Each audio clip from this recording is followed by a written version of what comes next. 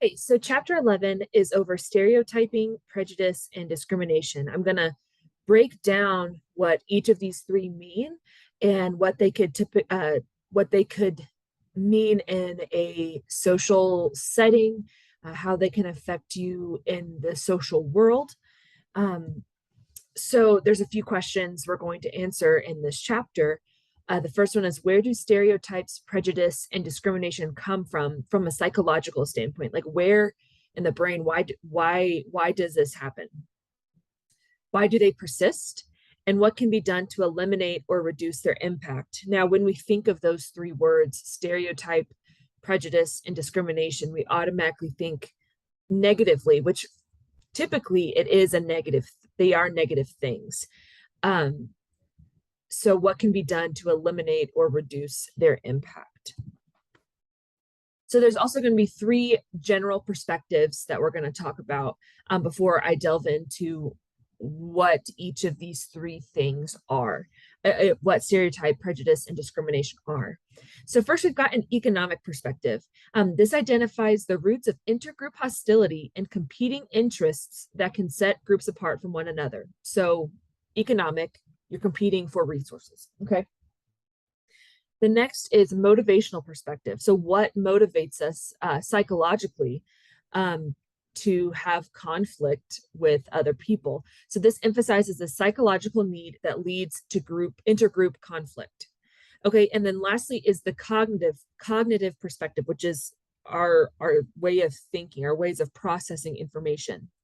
This traces the origin of stereotyping to the same cognitive processes that enable people to categorize. This perspective takes into account the frequent conflict between people's consciously held beliefs and values and their quick, reflexive, sometimes subconscious reactions to members of other groups. So with that said, I'm going to tell you, kind of describe, define what stereotyping, prejudice, and discrimination are. So first, stereotypes are beliefs that certain attributes are characteristic of members of particular groups. It doesn't have to be negative, doesn't have to be positive, but they are just certain attributes that you automatically attribute to someone because of maybe their race, their gender, what major they are in college, what sport they play, how financially well off they are, what kind of car they drive. I mean, it could be something as basic as the type of shoes they wear, and all the way as deep and complex as their ethnicity. So, you could say people that wear flip-flops in winter, they're crazy. Okay, so that's a stereotype that people may have. It's not, it's real shallow, but then you could say something about all people from this country, or all people that have this belief, they're all blah blah blah blah blah, and that could be potentially, or very much so, harmful to that group of people. So stereotypes can be very shallow, can be very deep. Next is prejudice. This is an attitude or effective response toward a group and its individual members. So this is not something that's outwardly done. You're not treating someone a certain way. This is the belief that you hold within yourself, your attitude towards a certain group of people. And remember, when we talked about a few chapters ago, we talked about affect, behavior, and how that determines what we think of something. Well, our attitude towards something is what we think about it, how we think about those people. Okay, and then lastly is discrimination, favorable or unfavorable treatment of individuals based on their membership in a particular group. So this is the outward treatment of a certain group of people. So we usually think that discrimination comes from a prejudice, that because someone has a prejudice in their heart, they then act in a discriminatory way. Yes, they usually occur at the same time. Do they always? No. Could you think of ways someone can be prejudiced without being discriminatory and vice versa? So, someone could be prejudiced, but not be allowed to act in a discriminatory way, maybe because of their job. Maybe someone really does not, maybe someone is racist, but kind of secretly, like it's more of the way they feel on the inside, but they know at their job they have to be professional and they have to treat everyone equally. And they don't have the capability of being discriminatory, even if they wanted to at their job. So, yes, someone can be prejudiced, but not discriminatory, maybe because there are certain things set in place that don't allow them to be discriminatory. How could someone show discrimination without being prejudiced? Discrimination is not always a bad thing. I know we always we think that discrimination, like that's such a horrible thing, but it's not always a horrible thing.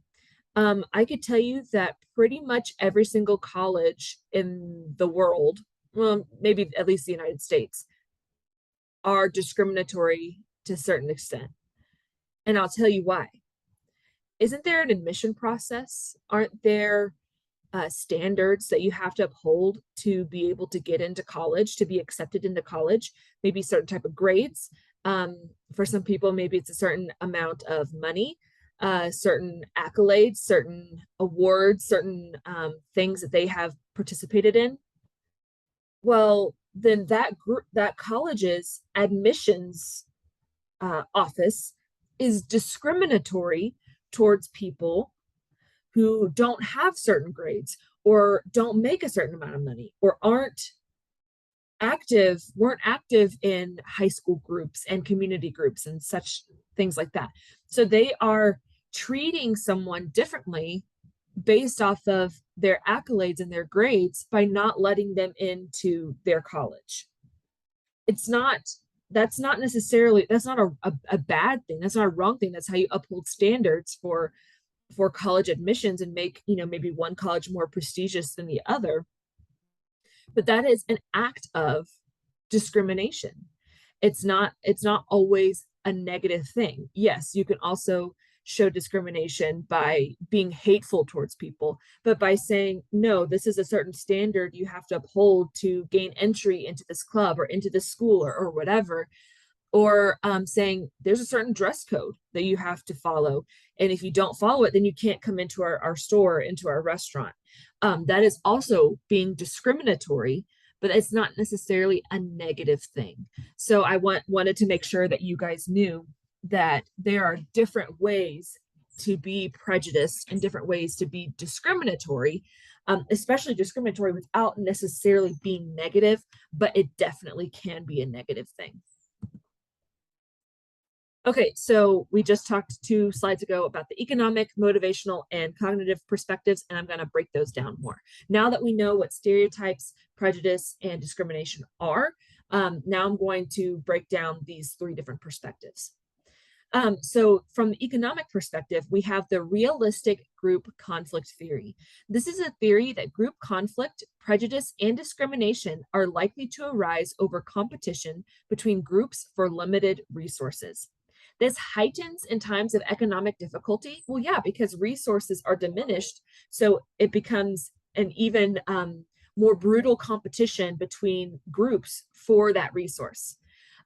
So economic difficulties such as recessions and high unemployment. Recessions and high unemployment, maybe maybe people are trying to buy a house, or they're trying to find affordable housing, or they're trying to find a job. Well, if there's only 5 jobs open and there's 50 people looking for a job, well, then it's going to become highly competitive. And that is a limited resource with lots of people all going for that resource. So then people start becoming more like enemies. Okay. Prejudice and discrimination should be strongest among groups that stand to lose most from another group's economic advance. So let's talk about, maybe 5 people are there's 5 positions open at a company and 50 people are trying to get the job. Well, it's the people that that might feel the most prejudiced and discriminatory towards their other competitors are maybe the people that lost their jobs and are currently unemployed trying to get a job versus someone that currently has a job and they're just looking to move up or looking to go somewhere else. They're not really going to lose necessarily, they're not going to lose anything. They will gain if they get this job, but they're not necessarily going to lose anything if they don't.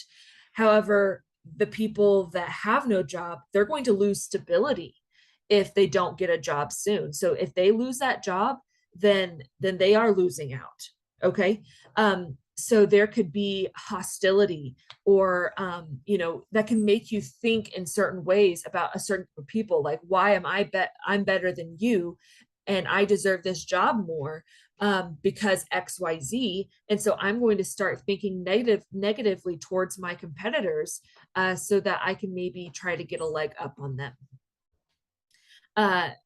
Another way this realistic group conflict theory is shown is through ethnocentrism, and this is glorifying your own group while vilifying other groups. And this could be your arch rival in basketball, or this could be, so it could be Northwestern versus Southwestern.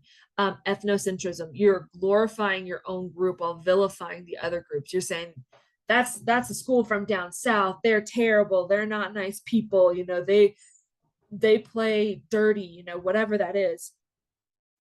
Meanwhile, we've all got, good people who are on our team. We deserve to win.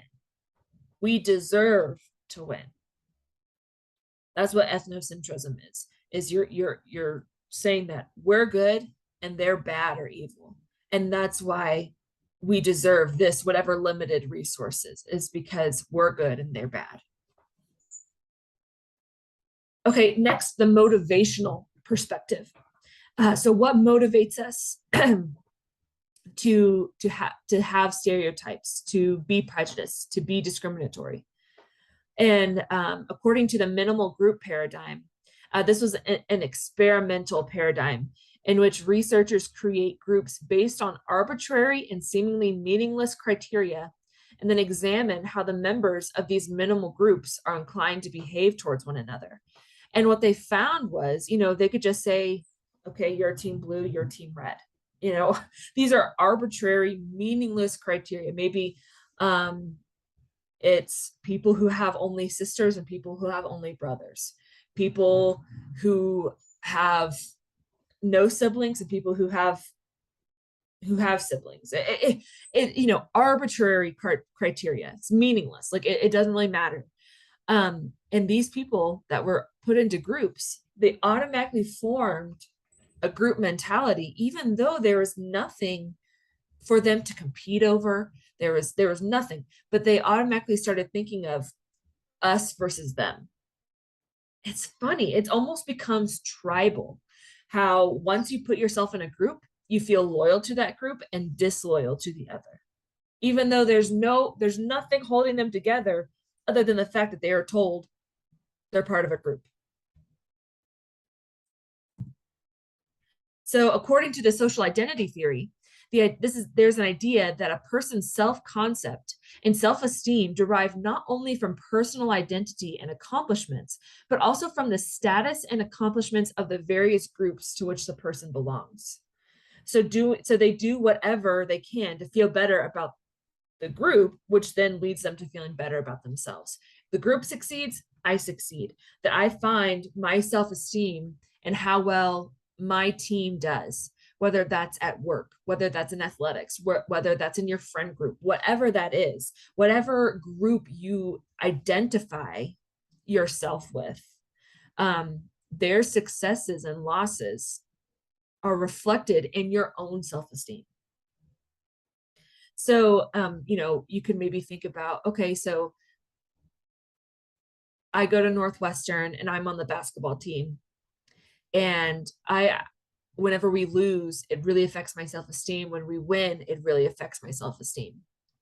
And it's become part of my identity as a Northwestern Ranger that I am on the basketball team, and that is a part of who I am. But what if you would have decided as a senior in high school instead to go to Southwestern? and you were on the basketball team there. So let's say you got offers from both schools to play basketball. You chose Northwestern, but what if you would have chosen Southwestern?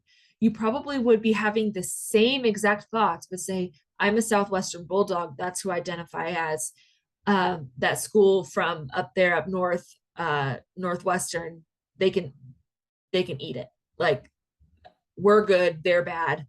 Our accomplishments make my self-esteem go up. Our failures make my self-esteem go down. I identify as that. So it doesn't matter where you are, just whatever group you identify with can really affect those people's self-esteem and what they think of themselves.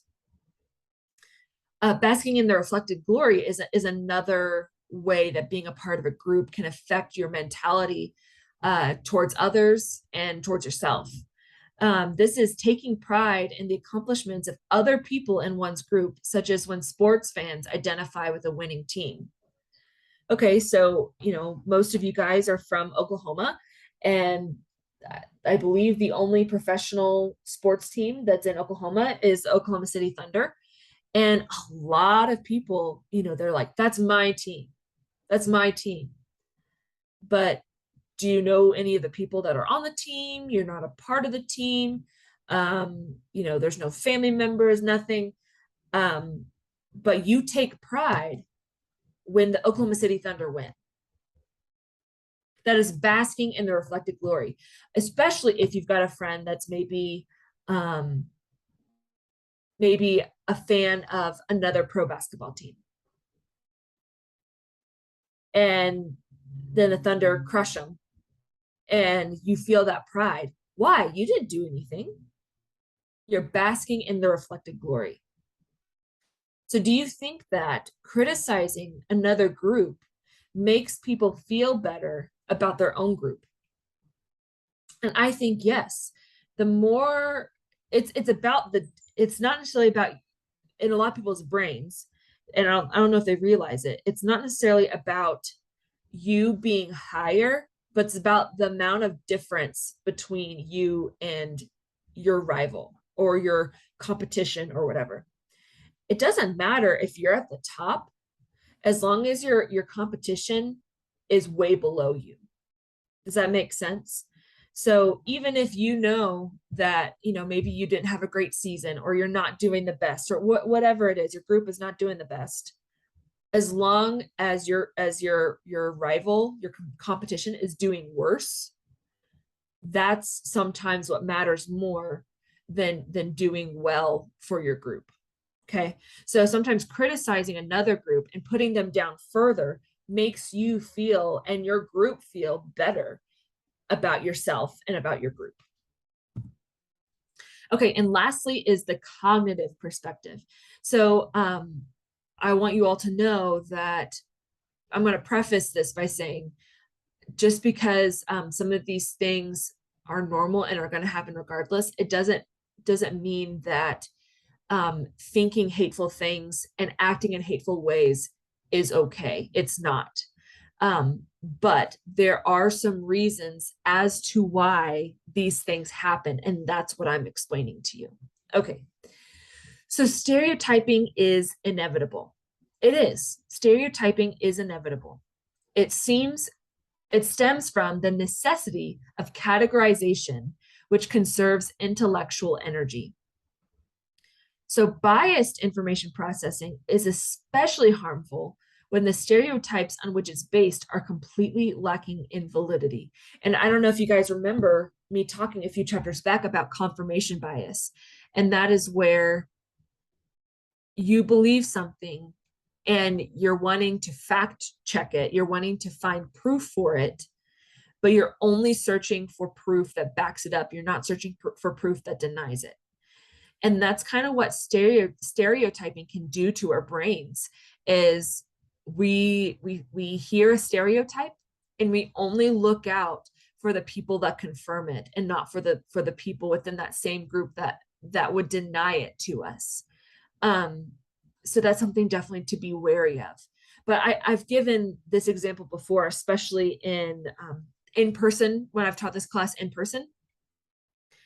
And you walk in, first day of class, I don't know a single soul in the room, don't recognize faces, nothing. And it's a lot for my brain to take in, especially when I'm already nervous. I don't know what the class dynamic is going to be like. There's 25 to 35 fresh faces that are ready to hear me talk and are ready to learn from me. And so it would be a lot for me to memorize each person's face and name and where I feel like they're going to sit for the rest of the semester on the first day. So, I might do a little icebreaker type activity, kind of starting to get a little bit more familiar, at least with their faces. There might be a few names I catch on to, but what's going to help my brain process everybody in the room on the first day or even the first week is through stereotyping. I kind of clump people together.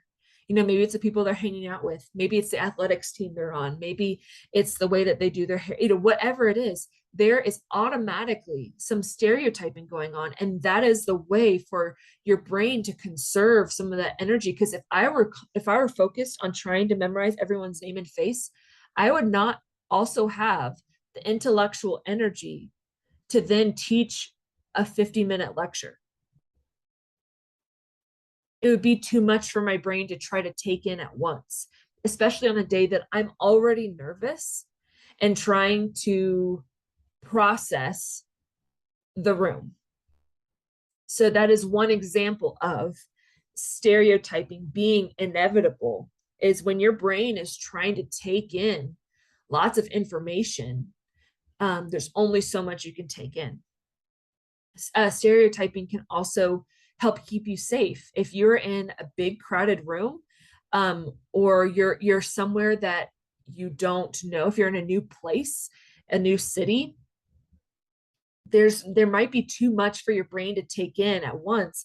But if you're stereotyping people that look safe versus people that don't look safe, that doesn't mean you're trying to be hateful towards someone, but saying, right now, my safety is what's most important. And so that is what I can focus on. And so I can kind of categorize people between threat and not threat, and where I should go and where I should not go. So that is the cognitive perspective of stereotyping, prejudice, and discrimination. So there's a few ways that stereotypes and prejudice and discrimination can occur through the cognitive perspective. The first is through illusory correlation. This is seeing correlations or relationships between events, characters, or categories that are not actually related. So, and a form of this is paired distinctiveness. This is the pairing of two distinctive events that stand out even more because they occur together. And I'm going to give this example of a few years ago, I went with the Northwestern Choir. I was in choir when I was an undergraduate student there. In summer of 2017, we went to Germany, the Czech Republic, and Austria, and did a tour there. Okay. And the first place we were was Munich, Germany, and then we went to Salzburg, Austria, and then we went to Prague, Czech Republic. So we didn't really spend much time in Munich. So the next day we go to Salzburg, and I notice a lot of Europeans, a lot of the people that live there, a lot of the Austrians, they smoke cigarettes. And I saw a correlation between events. So me being in Salzburg and people from Austrians smoking cigarettes, just, they walked everywhere and smoked cigarettes. And then I paired, because those are two distinctive events. I've never been anywhere in Europe before. And I don't know if I've ever seen that many people smoke cigarettes before. It stood out to me most because they occurred together. So what if I deduced from seeing that, I went back to the United States and I said, oh my gosh, all Europeans smoke all the time. Well, that's not necessarily true. It might be true. I don't know. It's not necessarily true. I saw a correlation between people that are European, that lived in Europe, smoking a lot. So I automatically assumed created a stereotype and told it to other people that all Europeans just smoke cigarettes all the time. Because those two distinctive events that I witnessed, I was in Europe for the first time, is all new, and a lot of Austrian smoking. I automatically deduced and created a stereotype that all Europeans smoke a lot of cigarettes. You see how easy a stereotype can be created in your mind and then planted into other people's minds? Just because of something you witnessed that you believe is then automatically applied to all of one group of people. So be very careful, okay? Subtyping is explaining away exceptions to a given stereotype by creating a subcategory of the stereotyped group that can be expected to differ from the group as a whole. So you could say, well, all of this kind of people do this, except this little subgroup, because blah, blah, blah, blah, blah. But they are the only exception to the stereotype. Maybe it's because, well, they lived a little bit differently, or they grew up a little bit differently, or they have slightly different standards, so they don't count. That is subtyping. You're explaining why a stereotype doesn't apply to quite everyone in the whole group of people. But there's a reason why there's a subtype. This subgroup of people don't fully adhere to this stereotype, but everyone else does. And then lastly is a stereotype threat. And I'm sure pretty much everyone has fallen prey to this at some point or another.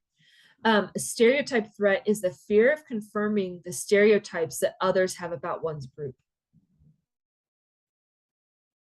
I did well in school. My undergraduate degree is in biology, and I was also very involved in choir, and those two things could probably give off the stereotype of being very nerdy and being a little dorkish and maybe not very cool.